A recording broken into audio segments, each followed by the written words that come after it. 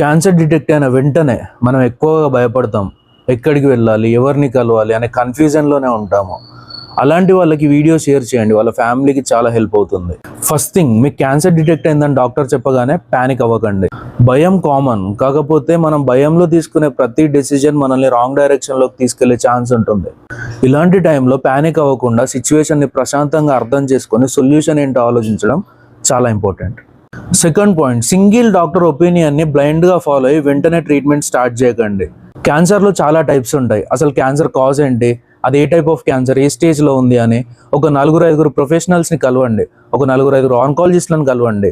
At the same time there are very natural treatments for first or second stage cancers. Veeramachaneni garu కావచ్చు, అందరినీ consult అయ్యి family మొత్తం కూర్చొని ఒక డెసిజన్కి రండి. ఈరోజు మీరు బ్లైండ్ ఒక డాక్టర్ని ఫాలో అయ్యి ట్రీట్మెంట్ స్టార్ట్ చేసేస్తే సఫర్ అయ్యేది మీరు కాదు, ఆ పేషెంట్. అందుబాటులో మొబైల్ ఫోన్ ఉంది. అసలు ద బెస్ట్ ఆంకాలజిస్ట్ ఎవరు, బెస్ట్ ట్రీట్మెంట్స్ ఏమేమి ఉన్నాయి, ఇవన్నీ చాలా ప్రాపర్గా రీసెర్చ్ చేసిన తర్వాతే ఒక 2 days టైం తీసుకొని అప్పుడు డిసిజన్ తీసుకొని ట్రీట్మెంట్ స్టార్ట్ చేయాలి. Third thing, convenience.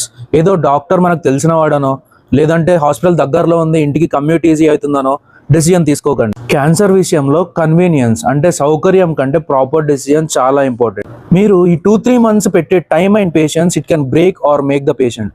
అంటే పేషెంట్ ఈ 3 months తర్వాత హ్యాపీగా ఉంటారా లేదంటే నరకం అనుభవిస్తారా అనేది మీ మీద డిపెండ్ అయి ఉంది. ఫైనల్గా నేను చెప్పాలనుకుంది ఏంటి అంటే, ప్యానిక్తో కాకుండా ప్రాపర్ రీసెర్చ్తో, ప్రాక్టికల్ అనాలిసితో క్యాన్సర్ని ఎదుర్కోవడం చాలా ఇంపార్టెంట్. అది పేషెంట్ చేయలేడు కాబట్టి పక్కనున్న మీరే చేయాలి. ఇలాంటి awareness concepts me family and ఫ్రెండ్స్తో డిస్కస్ చేయండి, ఫాలో చేయండి. ఇంకా చాలా ఉన్నాయి.